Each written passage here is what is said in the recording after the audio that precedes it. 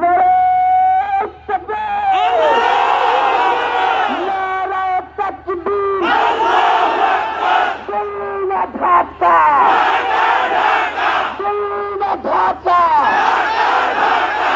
আমিনা আজাদি, ক্ষমতা না জনতা, আপোষ না সংগ্রাম, দিনা ঢাকা, আমার ভাই কবরে, খুনি কেন বাহিরে, আমরা সবাই হাজির হব,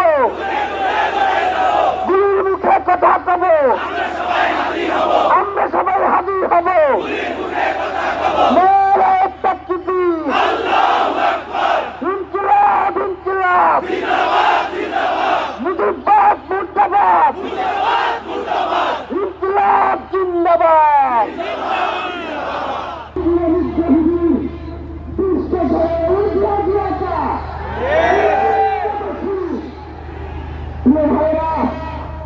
আপনারা জানেন শহীদ ওসমান হাদিকে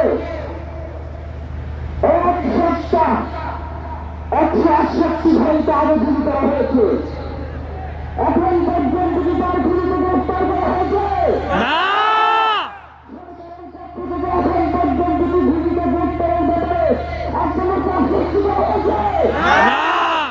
তারা কি এখন পর্যন্ত আমাদেরকে জানিয়েছে যে খুনি কোন জায়গায় রয়েছে?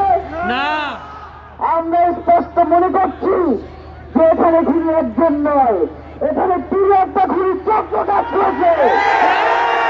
আমরা ইনকিলাব মঞ্চ এবং তার পরিবারের পক্ষ থেকে আপনাদেরকে জানিয়ে দিতে চাই, খুনের পরিকল্পনাকারী, খুনের সহায়তাকারী এবং পুরো খুনি চক্রকে বিচারের আওতায় নিয়ে আসতে হবে এবং আগামী 24 ঘন্টার মধ্যে স্বরাষ্ট্র উপদেষ্টা এবং সহকারী উপদেষ্টা খুদাবক জনতার সম্মুখে এসে তারা এই খুনের ব্যাপারে গত 1 সপ্তাহ ধরে কি পদক্ষেপ নিয়েছে তা জনসম্মুখে জানাতে হবে। যদি তারা জানাতে না পারে তাহলে তাদেরকে প্রতিবাদের জন্য প্রস্তুত থাকতে হবে। কোনোভাবে এই শহীদ ওসমান হাদির রক্তকে বিতাড়িত দেব না।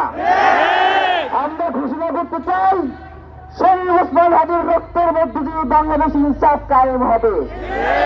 আপনাদেরকে তিনি বারংবার বলেছেন, বাংলাদেশের স্বাধীনতা সার্বভৌমত্ব রক্ষা এবং ইনসাফের লড়াইয়ের জন্য আমাদেরকে যদি জীবনে দিয়ে দিতে হয় আমরা জীবন দিয়ে দেবো, তবু ইনসাফের লড়াই ছাড়বো না। বন্ধুগণ, আমাদেরকে ইনসাফের লড়াই লড়তেই হবে। আপনারা রাজি আছেন কিনা? এবং সেই সাথে আমরা আরো বলতে চাই, সিভিল মিলিটারি ইন্টেলিজেন্সের মধ্যে ঘাটতি মেরে বসে থাকা আওয়ামী দোসরদেরকে চিহ্নিত করে গ্রেফতার করতে হবে। বন্ধুগণ, শহীদ ওসমান হাদির পরিবারকে জানানো হয়, রাষ্ট্রের পক্ষ থেকে আপনাদেরকে যদি কোনো সুবিধা দরকার হয় আপনারা আমাদেরকে বলবেন। আমরা শহীদ ওসমান হাদির পরিবার থেকে রাষ্ট্রকে জানাতে চাই, যদি এই রাষ্ট্রকে রক্ষা করতে শহীদ ওসমান হাদির পরিবারের 5 সদস্য তার ভাই এবং বোনদের যদি রক্ত লাগে তারা দেওয়ার জন্য প্রস্তুত রয়েছে। এই খুনিদেরকে চিহ্নিত করে বিচারের মুখোমুখি করতে হবে।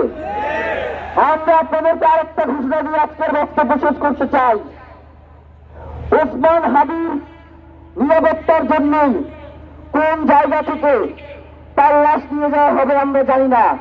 ওসমান হাদির একটি মৃত, তিনি আমাদের লক্ষ কোটি তরুণের মধ্যে জীবিত হয়ে যাবেন ইনশাআল্লাহ। আপনাদেরকে জানিয়ে দিতে চাই, কোন ধরনের সহিংসতা ছাড়া আমরা যেহেতু ওসমান হাদির লাশকে আমরা জাতীয় কবি কাজী নজরুলের পাশে দাফন করার ব্যবস্থা করতেছি, আপনারা সবাই এই প্রোগ্রাম শেষে জনতা মিছিল নিয়ে শাহবাগে চলে যাবেন। আমরা ওখানে গিয়ে আপনাদের সাথে দাফনের পরে কথা বলবো। হ্যাঁ, বাংলাদেশের স্বাধীনতা সার্বভৌমত্ব থাকবে, বাংলাদেশের ইনসাফ কায়েম হবে, নয়তো আমরা বাংলাদেশের জন্য রক্ত দেওয়ার জন্য সবাই প্রস্তুত রয়েছি। এবং ইনকিলাব মঞ্চ ব্যতীত কারো কোনো প্রোপাগান্ডায় আপনারা কোনো ধরনের সহিংসতার পথ বেছে নেবেন না। আমরা ইনকিলাব মঞ্চের পক্ষ থেকে আপনাদেরকে জানাবো কখন কি ব্যবস্থা গ্রহণ করতে হবে। আপনাদের সকলকে, এই লক্ষ লক্ষ মানুষকে, আজকে শরীফ উসমান হাদির জন্য যারা এসেছেন, শহীদ শরীফ উসমান হাদি, তাকে আমরা সবাই দোয়া করব এবং তার যে লড়াইয়ের পথ, তার যে সাংস্কৃতিক আন্দোলন, তার যে আধিপত্যবাদের বিরুদ্ধে লড়াই, আমরা সকলে সেটাকে একসাথে প্রতিহত করব। ইনশাআল্লাহ। জিন্দাবাদ, ইনকিলাব জিন্দাবাদ। নারায়ে তাকবীর, নারায়ে তাকবীর, দিল্লি ঢাকা, দিল্লি ঢাকা, আমিনা আজাদি, ক্ষমতা না জনতা।